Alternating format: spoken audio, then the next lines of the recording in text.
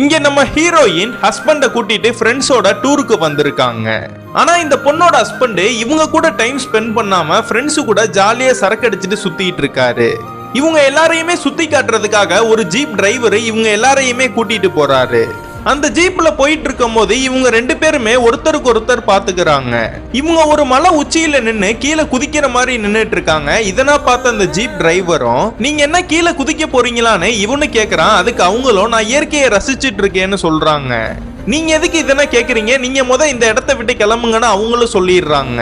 Night எல்லாருமே ஒன்னா உட்காந்து ஃபயர் கேம்ப்னா நல்லா என்ஜாய் பண்ணிட்டு இருக்கும் போது இந்த பொண்ணோட ஹஸ்பண்ட் நல்லா குடிச்சிட்டு அந்த ரெஸ்டாரண்ட்ல வேலை பார்க்கிற ஒருத்தவன் கூட சண்டை போட ஆரம்பிக்கிறான். இதனா பார்த்த சுத்தி இருக்கிற எல்லா ஃப்ரெண்ட்ஸுமே அதை தடுத்துடுறாங்க. இந்த பொண்ணு அவங்க ஹஸ்பண்ட ரூமுக்கு கூட்டிட்டு போயிடுறா. ஏன் இது மாதிரினா பிரச்சனை பண்ணிட்டு இருக்கீங்கன்னு அவங்க ஹஸ்பண்ட கேட்கும் போது நான் இப்படிதான் பண்ணுவேன், நீ உன் வேலையை பாருன்னு திட்டுறான். நாளைக்கு காலையில கேமரா ஷூட்டிங் இருக்கு, அதுக்கு நீ வரணும்னு கூப்பிடுறான். அதுக்கு அவங்களும் நான் வர முடியாதுன்னு கிளம்பிடுறாங்க. இவங்க மட்டும் தனியா இருக்கும் போது அந்த ஜீப் டிரைவரை மீட் பண்றாங்க. உங்களை பார்த்தா டிரைவர் மாதிரியே இல்ல, நீங்க என்ன வேலை பாக்குறீங்கன்னு கேக்குறாங்க. நான் ஐடில ஒர்க் பண்ணேன், இப்ப எனக்கு வேலை இல்ல, அதனாலதான் நான் டிரைவர் வேலை பார்த்துட்டு இருக்கேன்னு அவனும் சொல்றான்.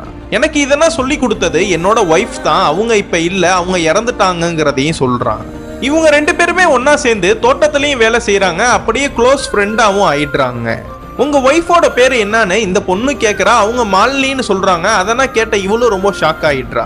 ஏன்னா இந்த பொண்ணோட பேரும் மாலினி தான். அதுக்கப்புறம் இவங்க ரெண்டு பேரோட லைஃப பத்தியுமே ஷேர் பண்ணிட்டு இருக்காங்க. நான் காலேஜ் படிக்கிறப்ப எங்க அப்பா அம்மா இறந்தனால என்ன கல்யாணம் பண்ணி கொடுத்துட்டாங்க. கல்யாணம் பண்ண புதுசுல என்ன நல்லா தான் பாத்துக்கிட்டாரு, ரெண்டு பேருமே சந்தோஷமா தான் இருந்தோம்.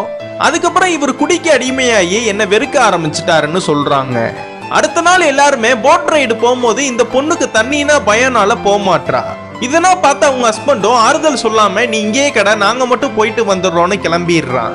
ஆனா அப்ப கூட அந்த ஜீப் டிரைவர் தான் இந்த பொண்ணு கூட கம்பெனி கொடுத்து விளையாடிட்டு இருக்காரு.